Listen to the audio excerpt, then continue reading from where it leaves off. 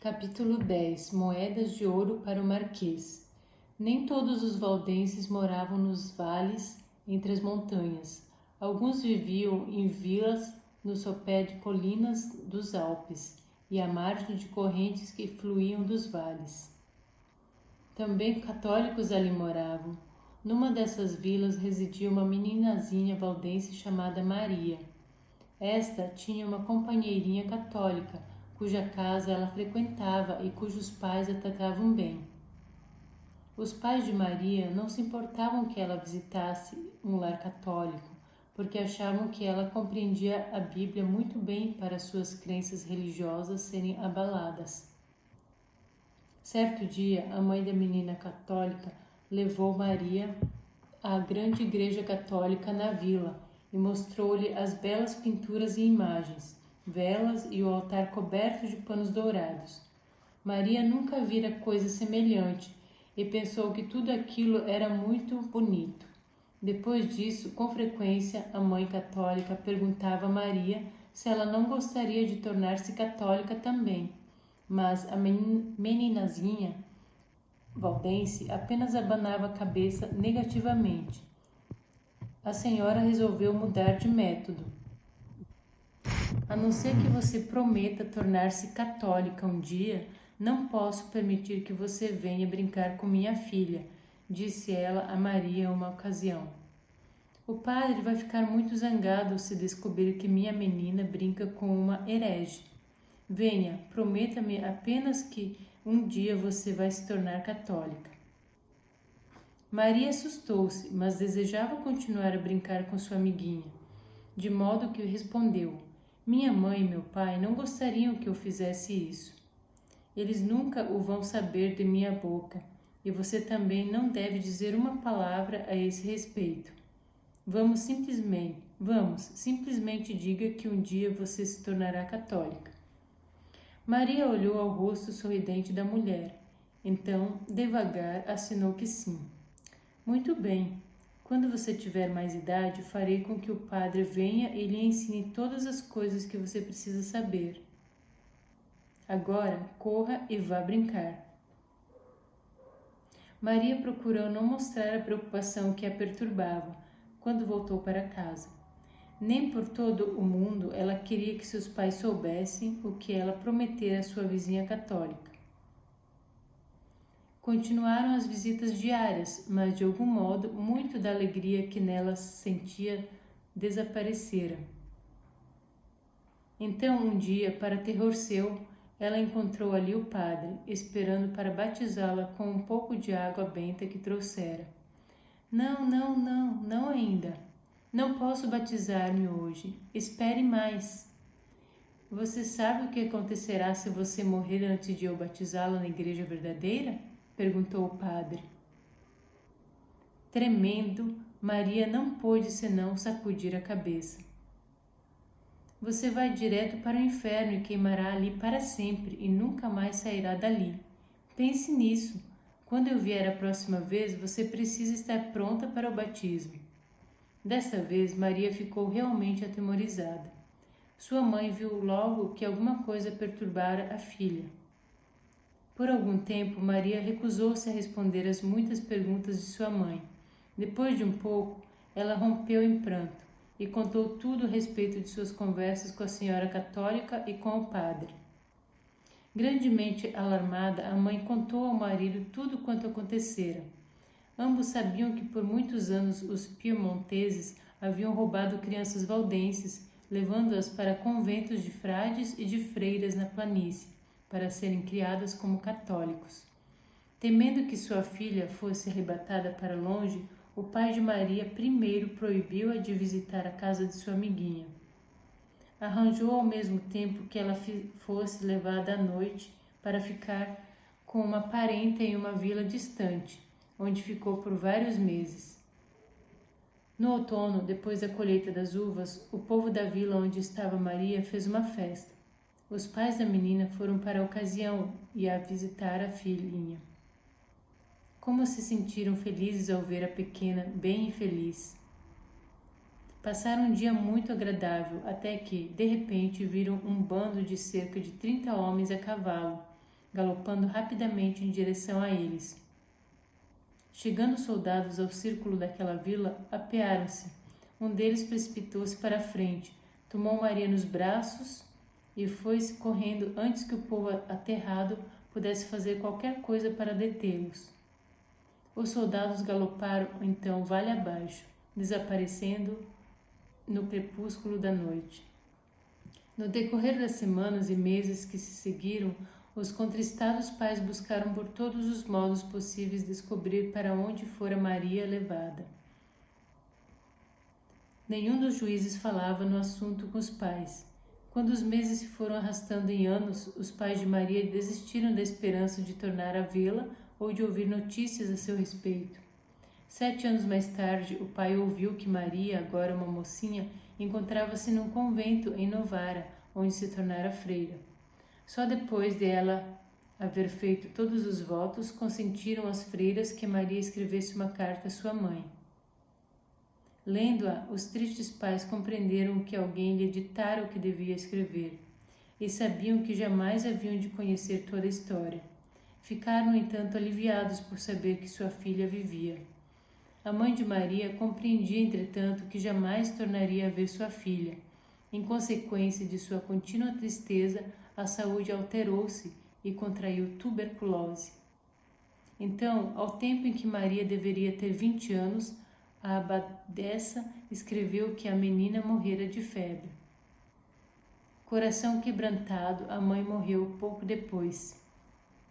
Anos mais tarde, soube que seus raptores lhe haviam dado a escolher ao chegar ela aos 18 anos.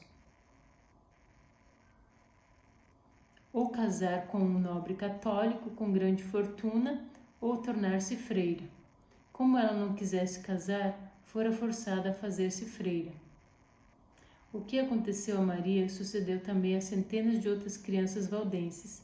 Os pais, esmagados de desgosto, rastrearam muitas vezes seus filhos até lares católicos em Turim e outras cidades próximas. Ao rogarem que lhes devolvesse seus filhos, recebiam sempre a mesma resposta: se os senhores se tornarem católicos e forem batizados na igreja verdadeira, então lhes devolveremos seus filhos. Com tristeza volviam os destituídos pais pelo mesmo caminho ao desolado lar sem os filhos ou as filhas. Não há nenhum registro de qualquer valdense renunciar à fé a fim de reaver filho ou filha. Em 1622, o Papa Gregório XV estabeleceu uma nova sociedade na Igreja Católica, a Sociedade para a Propagação da Fé. Seu desígnio era extirpar a heresia, fosse por trazer os hereges para a Igreja Católica, fosse exterminando-os. Dentro de poucos anos, a sociedade estendera-se na Espanha, na França e na Itália. Em toda cidade e vila católica na Europa, o povo coletava dinheiro para essa sociedade. Os padres empregavam dinheiro para comprar os que se achassem em dificuldades. Quando sabiam de um negociante protestante que ia à falência, ofereciam-lhe grande soma de dinheiro caso se batizasse na igreja romana. Caso um desafortunado viajante protestante fosse aprisionado e metido em uma prisão, o padre ia visitá-lo, oferecendo-lhe liberdade e mais uma importância em dinheiro se ele se batizasse na Igreja Católica. Pelo ano de 1650, fora estabelecido um ramo dessa sociedade em Turim, capital do Reino de Saboia. Seus membros determinaram que os valdenses que morassem pelas proximidades ou teriam de aceitar a fé católica ou ser destruídos. A Marquesa de Pianesa tornou-se um dos principais sustentáculos dessa sociedade em Turim. Ela não tivera um comportamento correto em sua mocidade e a consciência a perturbava.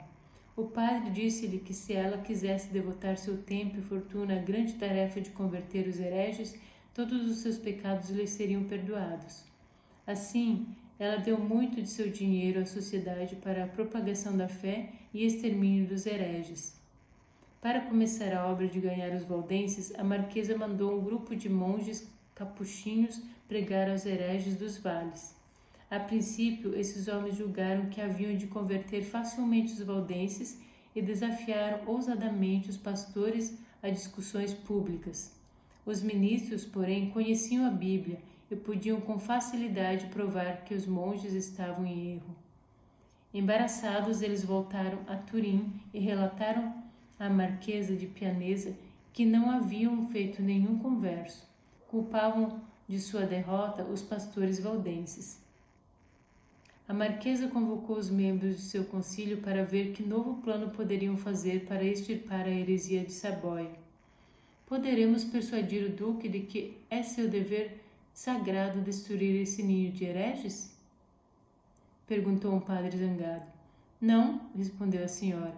Eu sei que ele está resolvido a não romper a paz de seu reino atacando os valdenses. Se tão somente os hereges fizessem alguma coisa irrefletida que suscitasse a ira do duque, creio que seria necessário esperar longo tempo por tal coisa.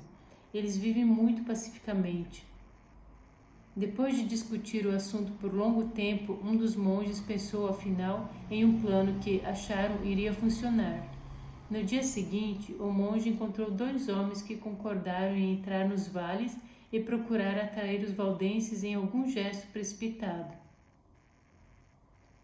Esses homens disfarçaram-se em viajantes valdenses. Uma vez no vale, assistiram à reunião de um concílio geral. Disseram ao povo que o duque planejava levantar um exército para destruí-los. O convento de capuchinhos, disseram, era um ninho de espias, tramando sua destruição. Então outro homem, a quem esses estranhos haviam subornado, interveio, dizendo que também ele havia ouvido isso e sabia que era verdade. Vamos assaltar o mosteiro, expulsar os frades e queimar o edifício, instou um dos espias. Assim podemos mostrar ao duque que não dormimos e não podemos ser chacinados como ovelhas. Alguns líderes do grupo concordaram. Naquela mesma noite apareceram diante do mosteiro, expulsaram os frades e puseram fogo no prédio. Prontamente chegaram ao duque notícias desse feito. Naturalmente ele ficou zangado ao saber disso, mas a marquesa e seu concílio rejubilaram. Finalmente haveria guerra. O duque convocou um exército de 6.000 homens para marchar contra Vilaro e liquidar com todos os protestantes. Novas a esse respeito chegaram a Leger, o mais sábio e melhor dos pastores valdenses. Foi imediatamente a Vilaro, onde juntou positivas provas de que os homens que haviam tramado esse ato eram pagos pela sociedade para a propagação da fé. Com essas provas, foi ele a Turim, a fim de expô-las perante o duque surpreendido, o qual cancelou imediatamente seu plano de castigar os valdenses. Membros da sociedade, profundamente zangados por haver seu plano falhado, decidiram fazer ainda outra tentativa de provocar os valdenses à violência. Os protestantes de Vilaro trabalharam duramente e repararam em breve o mosteiro danificado pelo fogo. Os frades voltaram e votaram destruir a igreja protestante dali. Uma vez que a igreja não distava muito do mosteiro, puseram-se a abrir um túnel que iria dar diretamente embaixo do santuário protestante. Planejaram arrastar vários barris de pólvora diretamente para debaixo da casa de reuniões dos valdenses. Então, quando a congregação enchesse o edifício, poriam fogo aos explosivos, fazendo voar pelos ares o edifício e todos quantos ali se achassem. Esse tremendo plano poderia haver tido êxito, não acontecesse que uma mulher que ia andando pela rua certa manhã ouvisse um ruído vindo diretamente de debaixo de seus pés. Ela foi falar com o prefeito da cidade, contando o que ouvira. Se bem que não crendo muito em sua história, ele concordou em investigar. Guiado pela mulher, os 2 voltaram na manhã seguinte àquele lugar. Colocaram um tambor no solo diretamente sobre o ruído, que puderam ouvir distintamente. Colocando uma moeda sobre o tambor, viram, para surpresa sua, que ela se movia regularmente. Golpes amortecidos se podiam ouvir através da terra embaixo deles. Uma investigação nos prédios adjacentes logo revelou o túnel e evitaram assim horroroso desastre. Todavia, esse acontecimento encheu os valdenses de temor, pois viram que seus inimigos não se deteriam diante de coisa alguma em seus esforços para destruí-los. Em seguida, a marquesa foi ter com o duque Carlos Emanuel II, pedindo que publicasse um edito banindo os mais importantes pastores valdenses do país. Como o duque houvesse recebido algumas cartas ameaçadoras do Papa, concordou e emitiu o decreto. Isto forçou alguns dos pastores a fugirem para a Suíça, outros para a Holanda e outros para a Alemanha. Por volta desse tempo saíram algumas novas leis para atormentar os valdenses. As leis fechavam-lhes as igrejas e ordenavam às cidades protestantes de Bobbio, Vilaro, Angrogna e Rora a construir casas de missões para os padres capuchinhos e fornecer-lhes mantimento. Proibiam qualquer estrangeiro de chegar aos vales, sob pena de morte. Essa lei impedia que novos pastores da Suíça substituíssem os que haviam morrido da praga ou sido banidos. Não muito depois disso, a marquesa de Pianesa caiu muito doente. Compreendeu que iria logo morrer. Em seu leito de morte, mandou chamar seu marido, de quem estivera separada por muitos anos. Cogitando o que ela quereria com ele, o marquês entrou no quarto da doente. Ela saudou e logo explicou sua perturbação. Temo grandemente que haja de ser castigada, porque não pude converter os hereges dos vales. Não posso morrer em paz, a menos que você me prometa que levará avante a obra da sociedade, nunca desistindo enquanto os valdenses hereges não hajam voltado à verdadeira igreja. Aceita essa responsabilidade? O marquês hesitava. Esta não seria exatamente a tarefa que ele escolheria. Tenho depositado grande soma de dinheiro na mão do arcebispo, continuou ela, e já o instruir a dar a você, quando os vales forem limpos de hereges. Por favor, prometa que fará isso por mim. Os olhos do marquês abriram-se muito, surpreendidos. Considerava isso boas novas, na verdade. Estendeu a mão e confirmou o acordo. Será segundo o seu desejo. Hei de cumprir fielmente seus desejos. Poucas horas depois, a marquesa morria. O marquês decidiu ganhar a fortuna que o aguardava no palácio do bispo o mais depressa possível, e sabia de uma única maneira de converter os hereges: matá-los. Apressando-se, foi ter com o duque, persuadindo-o a publicar um edito ordenando aos valdenses que habitavam em Lucerna, Fenile, Bubiana, Biquerásio, São Giovanni e La Torre a deixarem seus antigos lares e retiraram-se para os vales centrais de Bobbio, Angrogna e Rora, dentro de 20 dias ou serem mortos. Esse edito privava os valdenses de suas terras mais férteis e continuava dizendo que aqueles que renunciassem à fé protestante não precisavam retirar-se. Esse decreto, publicado a 25 de janeiro de 1655, em meados do inverno, ocasionou aos valdenses grandes sofrimentos. Profunda era a neve nos vales, enchentes avolumavam os rios e as montanhas achavam-se cobertas de gelo. Nenhuma família, porém, entre os milhares que moravam nos distritos incluídos no edito, concordou em ficar em suas terras e assistir à missa. Em lugar disso, famílias puseram de parte seus pesados artigos de mobília, ataram suas escassas provisões de alimentos e roupas em fardos, e com rebanhos de ovelhas e cabras marcharam penosamente das cidades em que seus antepassados haviam vivido por séculos. Fugiram para os valdenses que residiam em regiões mais favorecidas. Os valdenses consideraram sua situação. Não tinham suficiente solo nos 3 vales que lhes restavam para produzir mantimento para toda a nação. Certamente, pensaram, seu príncipe não podia compreender quão impossível lhe seria viver ali, empilhados uns contra os outros. Mais uma vez escolheram um grupo de homens mais sábios da nação e enviaram-nos a Turim para pleitear com o duque. Alguns oficiais ouviram-lhes a triste história. Muitos anos atrás, salientaram os valdenses, Seus pais haviam assinado tratados com duques anteriores que lhes davam o direito de viver nas outras cidades e vales. Acaso pretendia o duque agora violar aqueles tratados? Descreveram as deploráveis condições dos fugitivos e mostraram a tragédia que a nação enfrentava caso o duque não lhes concedesse mais terra em que viver.